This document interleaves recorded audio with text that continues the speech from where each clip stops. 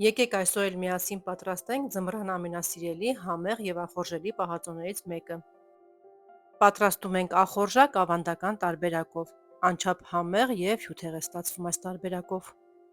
Ախորժակի համար շատ բաղադրիչներ հարկավոր չեն։ Մեզ պետք է լոլիկ եւ ծիծակ։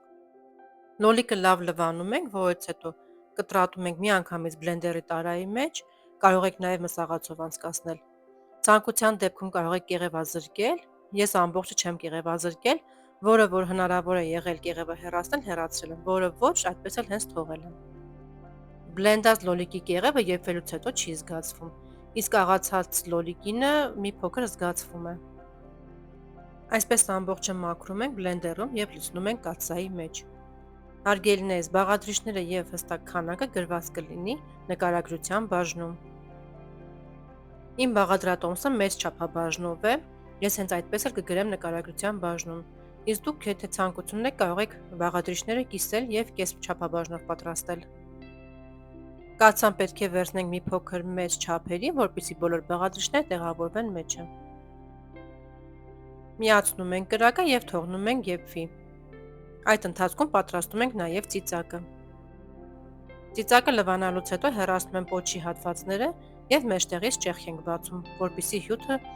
ամբողջությամբ ներքաշի իր մեջ եւ համեղը ստացվի։ Կարող եք նաեւ միանգամից հեռացնել սերմնատուփը եւ էլ ճեղք չանել։ Արեք այնպես, ինչպես ձեզ հարմար է։ Մեզ հարկավոր է նաեւ մաղադանուց, որը շատ մանր պետք է կտրատենք։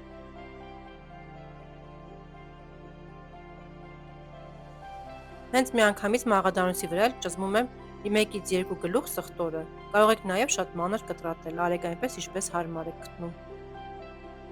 Լոլիկը եփում ենք մոտավորապես 30-ից 40 րոպե, կամ այնքան, մինչև զգում ենք, որ ավելորդ հեղուկը գոլորշիացել է եւ մասան խտացել է։ Երբ լոլիկը արդեն պատրաստ է, ավելացնում ենք բուսայուղը, խնձորի քացախը, շաքարավազը եւ ծիծակը։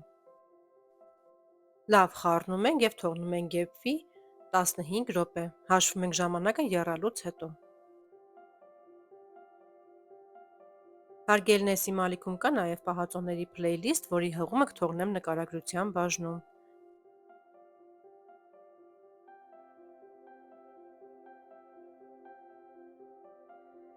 Տասնհինգ րոպե անց ավելացնում ենք կանաչին, ծխտորը եւ աղը։ Եփում ենք եւս 5-ից 10 րոպե եւ արդեն մեր համեղ եւ ախորժելի պահածոն պատրաստ է։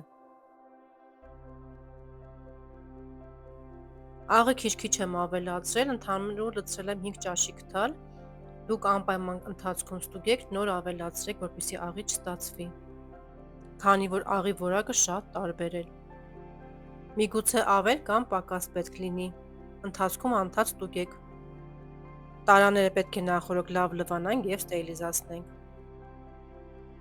Լցնելու ընթացքում կրակը չեմ անջատում, իջեցնում եմ ամենացածրի վրա եւ մինչեւ վերջ այդպես թողնում եմ, որպեսզի պահածոն չսառի։ Ցանկալի է այնպես լցնել, որ պղպեղները հավասարաչափ լինեն տարաների մեջ։ Փակելուց հետո կարող եք կափարիչի կողմով շրջած դնել եւ վրան գցել որևիցե ծածկոց։ Ես հենց այդպես թողնում եմ, վրան ծածկում եմ, մի քանի ժամ հետո բացում եմ եւ թողնում եմ ամբողջությամբ այդպես սառի։